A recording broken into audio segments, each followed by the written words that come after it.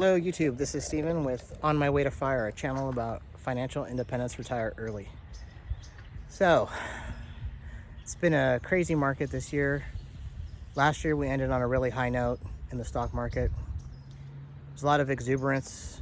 I was waiting for, I guess what you would say, the next shoe to drop to see what would cause a sell-off. And there's an analyst, his name is Michael Burry. And he was right about The Big Short, if you ever watched that movie, which was like over 20 years ago now. So a lot of people like to give him, airtime, attention. And he's one of these guys that uses Substack, and so you pay to read his articles.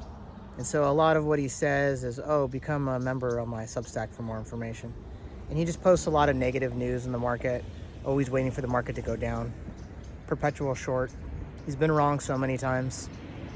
But, a broken clock is right a couple times a day, right? So he happened to be right on this last call, and he talked about certain software stocks going to go down. And it actually happened. And he's probably made a lot of money on it. And I'd be curious if anybody knows about this when they're like a billionaire person like this, if they have to disclose more than the average person when they're making statements to the media trying to influence the stock's direction. Personally, I find that wrong, and I think it should be illegal, but what are you going to do? So this guy is a perpetual negative energy person about some of these tech stocks, saying it's unsustainable. But if you look at what's happening right now with AI, the advancements are happening so fast. These companies are innovating on an insane scale. This stuff's going to take over. And I think he's just one of these people trying to get the market down so he can buy more. So he's going to make money on the way down by shorting it. He's going to come back and buy it. So I'll be curious to hear when he has to cover these short calls. If anybody has more information to how that works. I just know, I think it's a dirty way to go about making a living. But if it's legal, then hey, I guess he can do it.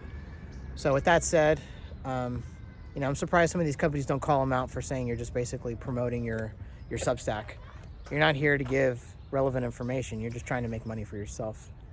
And, the flip side of that, as just an average retail investor, just a regular person, is you can come in and you can buy these companies at a discount. And so today I want to talk a little bit about spotting opportunity. Some of my videos are going to overlap a little bit on the topics, but this goes back to last year with the Liberation Day. I'm not going to be a political channel, but it was interesting to follow that. I tried to get money ready to buy just in case anything went crazy. And man, the market went down nuts like between March and April last year. So what I did is I tried to transfer whatever I could into my Roth IRA and my taxable accounts and just get some money available so I could buy. There was going to be some selling. And man, some of these stocks sold off like 30%, even more. And I couldn't really gauge what was a good thing to buy. So at the time, what I did is I invested a little bit in small cap, mid cap, and a couple companies, and it worked out great. For the mid cap, I sold it within a couple months in my Roth, and I made something like 30%. Now, mind you, it was just a couple shares. I think I had 8 shares, so it was nothing huge, of an index fund through Schwab. And the same thing with the small cap. I think I got up to about 10 or 12 shares on that one. So we're not talking big money here. But I guess my point in a lot of this is just making small moves and taking a chance every once in a while with a calculated risk mentality. You can make pretty good money doing this consistently. You're not always going to get a 40 and 50% return on some of these stocks, but you can make 5, 10, 15% within a few months. And so what I've tried to do is build a long-term holding for the Roth IRA, constantly hold these stocks, generate the dividends, and at a certain point shut off the dividend reinvestment on some of them, and I could trade it for myself. And I call it off-the-top investing. And basically all I'm doing is I'm just looking for dips. I'm going to buy another share or two of whatever I have, hold it for a couple weeks to a month, 2 months, and if I can make a quick 10, 20% on that share, I will sell it. Now I can click the drop down and select specific share to sell, and I'll sell that one. And I'll just keep everything else I have. I don't care if it's higher or lower. I'm just basically looking for like market momentum, and I want to trade. Let that money settle once I sell it, and I can buy something else and do it again. So spotting opportunity is kind of a hard thing to do. You got to find the right kind of thing. You got to find stuff you're willing to buy more of, because what if it keeps going down? And that's where luck and timing kind of gets into it, of can you actually time the market? It's hard to say. You don't know where you're at in the market cycle. could just be the beginning of the downward pressure on that index. But the thing is, when you're buying an index fund, you're buying hundreds of companies in there. So, at a certain point, it's going to turn around. It's just a matter of when. And I think that's what a lot of people get frustrated with. They don't see immediate results and they give up. So you have to think of it differently. If I'm buying an index fund that has all these companies in it versus buying a single stock, that could be highly erratic. It could go up or it could go down really fast. And you got to be nimble. So with those, if it's a single stock I'm trying to get or buy or sell, I got to be quick. If I see the movement that I've been waiting for, I got to get on there quick, set the limit order, and get that order placed. Now, when people are talking about the market in general, they tend to talk about the Dow, the NASDAQ, and all that stuff. It's a little bit overwhelming to somebody who doesn't follow it every day.